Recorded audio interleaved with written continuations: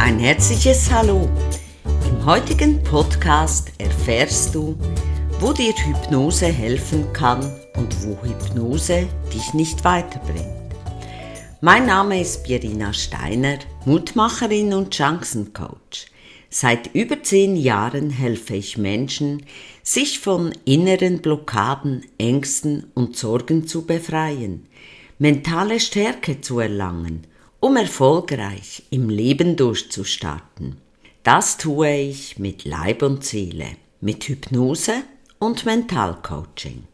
Immer noch kursieren die verrücktesten Annahmen, was in der Hypnose geschieht, aufgrund der Showhypnose und auch aus Unwissenheit, wie wir Menschen und das Unterbewusstsein funktioniert. Das stelle ich immer wieder fest, wenn neue Interessenten anrufen und mir jedoch mitteilen, dass sie Angst haben vor der Hypnose.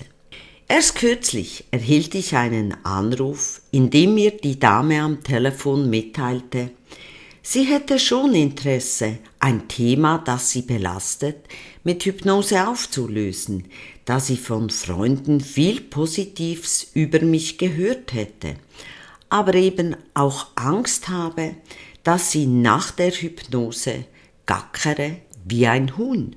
Oder ein anderer Herr, der mir am Telefon mitteilte, er wurde von seiner Freundin verlassen und er möchte von mir, dass ich jede Erinnerung an sie in der Hypnose absolut lösche, so dass es die Freundin nie gegeben hat und auch alles das, was er mit ihr erlebt hat, in seinem Gehirn absolut ausradieren muss. Eine andere Dame rief mich an und wollte eine Hypnose von mir, weil sie im Leben immer Pech hat, ob in der Liebe oder Beruf oder sonst auch persönlich.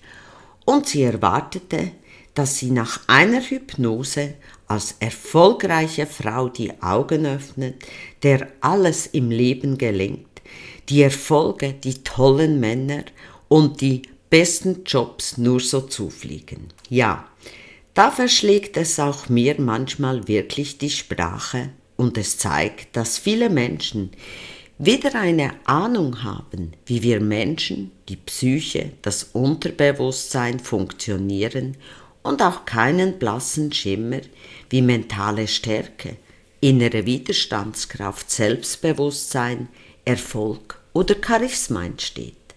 Viele sind der Meinung, dass Erfolg angeboren ist oder man kann ein Drage einnehmen, das ein Wundermittel ist und alle Sorgen und Probleme sofort gelöst sind, sie dann erfolgreich, glücklich und absolut zufrieden, ohne jegliche Probleme, ihr Leben weiterleben können.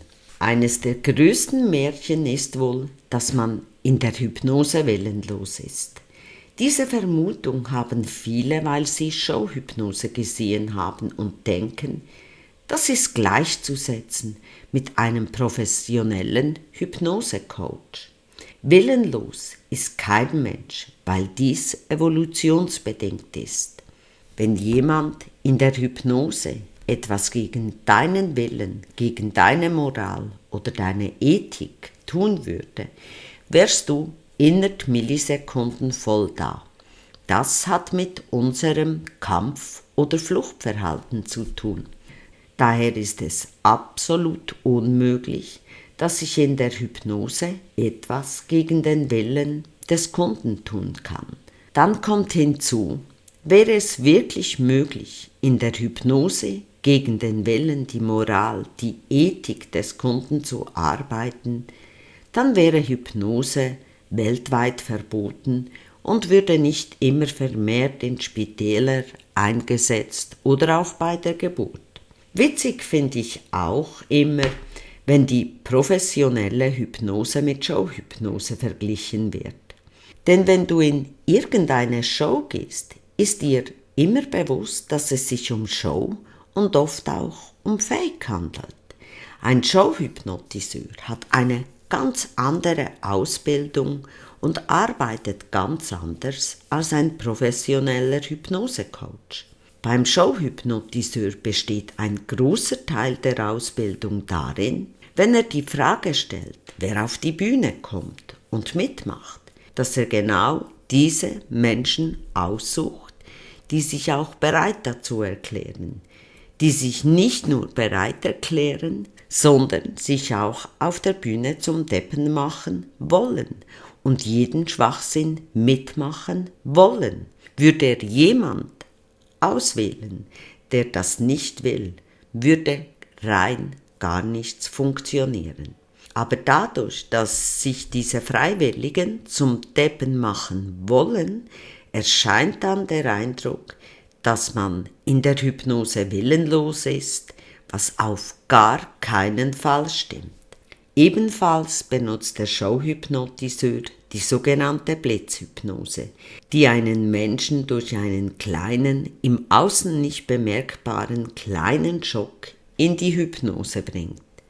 Menschen, die sich gerne auf der Bühne zum Deppen machen, sind meistens nicht Menschen, die Depressionen, mangelndes Selbstbewusstsein, Traumas oder Ängste haben, weil sich diese oft nicht getrauen, nur sehr selten freiwillig melden.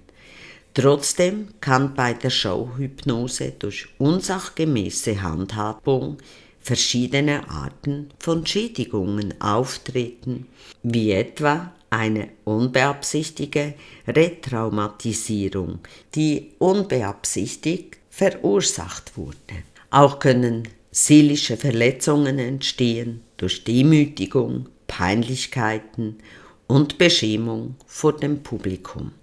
Im professionellen Hypnose-Coaching ist die Blitzhypnose kein Thema, außer es ist ein Kunde, den ich seit Jahren kenne und immer wieder ein Stück des Lebens begleitet habe, wo ich wirklich weiß, da sind keine tiefen Blockaden oder Traumas mehr vorhanden. Denn wenn ein Neukunde vor mir ist, weiß ich noch nicht, ob ein Trauma oder sonst was im Unterbewusstsein verborgen ist. Daher wird der Einstieg in die Hypnose ganz sachte, passend zum Kunden, angegangen und gewählt, so dass er wohlig hineingleitet, indem der Kunde sich auch sicher, geborgen und geschützt fühlt. Kehren wir zum Thema des Herrn zurück, der erwartete, dass ich die Erinnerungen an seine Freundin und das Erlebte einfach lösche im Unterbewusstsein. Lass mich da ein wenig ausholen. Wir alle machen unsere Erfahrungen im Leben und genau diese Erfahrungen sind es, die uns als Mensch ausmachen. Denn wir haben jederzeit die große Chance, aus Erfahrungen zu lernen und uns weiterzuentwickeln. Und genau dafür sind diese Erfahrungen da, ob positiv oder negativ. Alles hat auch immer einen Zusammenhang mit uns. Es geschieht nichts im Leben einfach so. In der Hypnose geht es nicht darum, etwas zu löschen. Es geht darum, die belastende Prägung aufzulösen, Altes und Belastendes in Frieden loszulassen, um wieder voller Zuversicht und befreit den Lebensweg weiter zu beschreiten. Das ist ein Prozess, der mit einer analytischen, aufdeckenden und ausheilenden Hypnose gemacht wird.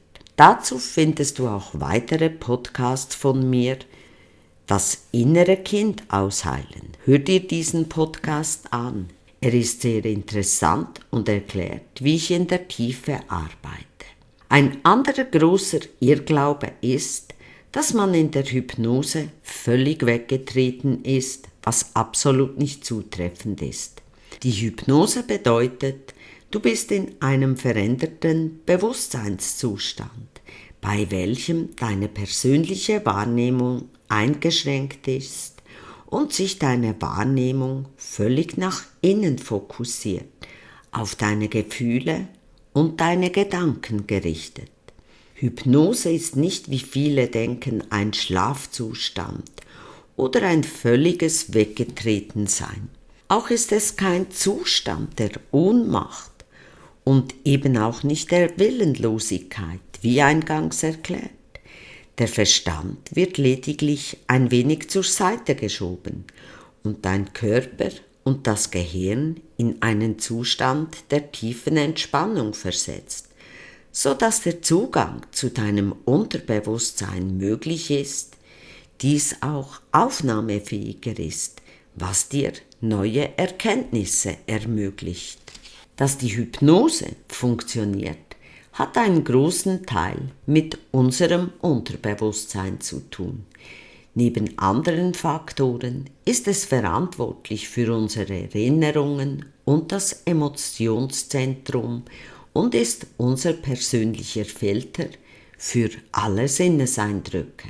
Im normalen Wachzustand arbeitet unser Geist und unser Gehirn mit größter Kritikfähigkeit. Das heißt, das Gehirn bewertet, analysiert, beurteilt und unterbrochen die Einflüsse, sowohl von uns selbst als auch die von außen, von unserer Umwelt. In der heutigen Zeit der Schnelllebigkeit der Umwelt und der zahlreichen Eindrücke und den vielen Einflüssen auf unsere Sinneskanäle werden wir ständig überfordert, wenn wir alles aufnehmen und zu allem Entscheidungen treffen müssten. Daher laufen wir einen großen Teil auf Automatismus. Diese Automatismen haben sich gebildet aus unseren Erfahrungen, unserem Denken, dem Erlebten, unserem inneren Dialog. Ebenfalls sind Glaubenssätze und Werte wichtige Einflussfaktoren. Oft gibt es auch Themen, die wir unbewusst oder aus persönlichen Gründen nicht an uns heranlassen, weil tiefe Verletzungen vorhanden sind, die uns dadurch weiter blockieren. Denn wir alle sind doch Gewohnheitstierchen, die sich Strategien zurechtgelegt haben, die uns erfolgreich erscheinen, um mit unseren blockierenden Themen umgehen zu können. Dadurch glauben wir, besser in der Welt zurechtzukommen. Nur ist die Problematik dahinter, dass wir so nie an unser wirkliches Potenzial kommen, auf Halbmast leben und in der Komfortzone stecken bleiben. Auch werden dadurch genau die Erfahrungen gesammelt, die passend zu den inneren Blockaden sind, wodurch wir das Feedback dazu von unserer Umwelt bekommen, weil wir genau das anziehen und desto mehr wird auch der Filter, der dann einschränkt, stärker. Es wird zu einer sogenannten Konditionierung, die bekannt ist unter der klassischen Konditionieren von Pavlov. Im normalen Tagesgeschehen, also im Wachbewusstsein, hat ein Unterbewusstsein die Funktion eines Softwareprogramms. Es nimmt Einflüsse von außen wahr, vergleicht sie mit den bestehenden und vorhandenen, filtert sie und leitet sie an dein Bewusstsein respektive Verstand weiter. Studien beweisen klar, dass unser Gehirn nicht zwischen realen Ereignissen und der intensiven Vorstellung mit Gefühlen unterscheiden kann. Und vereinfacht erklärt liegt genau hier der Grund, weshalb Hypnose funktioniert und wirkt. Wichtig zu wissen ist nur, Hypnose ist nicht gleich Hypnose. Hypnose kann sehr viel bewirken. Dabei ist jedoch eine kompetente, fachkundige Anwendung zwingend nötig. Da Hypnosetherapie, Hypnosecoaching kein geschützter Begriff ist und daher auch Menschen ohne jegliche Grundqualifikation Hypnosebehandlungen anbieten dürfen, ist das leider nicht immer der Fall. Auch ist meiner Ansicht nach zusätzlich psychologisches Wissen ebenso wichtig wie die Kenntnis über mentale Prozesse und nicht nur die Kenntnis über Hypnose. Durch die extrem steigende Anzahl der Angebote ist für den Laien nur schwer die tatsächliche Qualität, Seriosität einzuschätzen. Das ist auch der Grund, warum sich bei mir in den letzten Jahren immer mehr sogenannte Hypnosegeschädigte gemeldet haben, denen es entweder nach der Hypnose schlechter ging oder sie unmittelbar nach der Hypnose für ca. 2 Wochen eine Besserung erlebten, sie danach jedoch wieder im alten Zustand zurückfielen oder es noch schlimmer wurde. Da habe ich auch schon von den Geschädigten die verrücktesten Dinge gehört, wie die Hypnose bei ihnen angewendet wurde.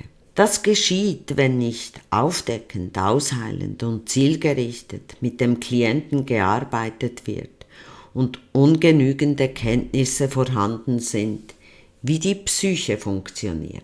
Ebenfalls ist es auch wichtig, nach der Hypnose dem Kunden klar aufzuzeigen, was er jetzt selbst tun kann, um sich inskünftig positiv selbst zu steuern, ihm die Mechanismen der mentalen Prozesse klar aufzuzeigen und ihm die Möglichkeit zu geben, sein enormes Potenzial, das jeder in sich hat, hervorzuholen, mit einem klaren Schritt-für-Schritte-Plan.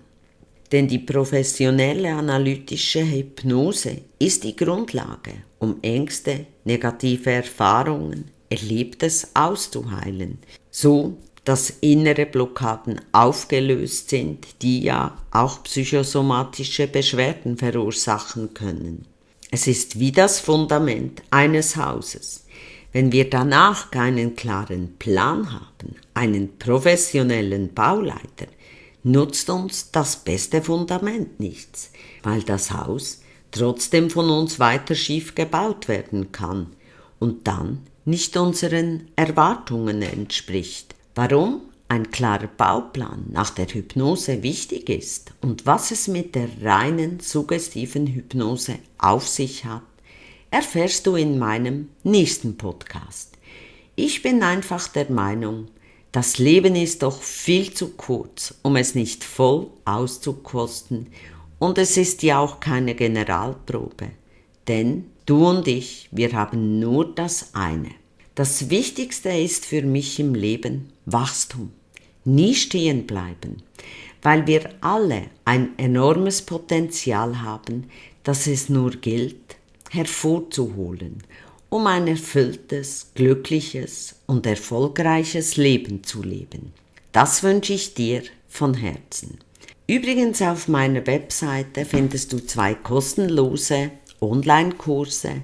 Der erste, lebenstief nicht nur meistern, sondern erfolgreich durchstarten, und der zweite ist, mach dein Leben zu deiner persönlichen Erfolgsgeschichte.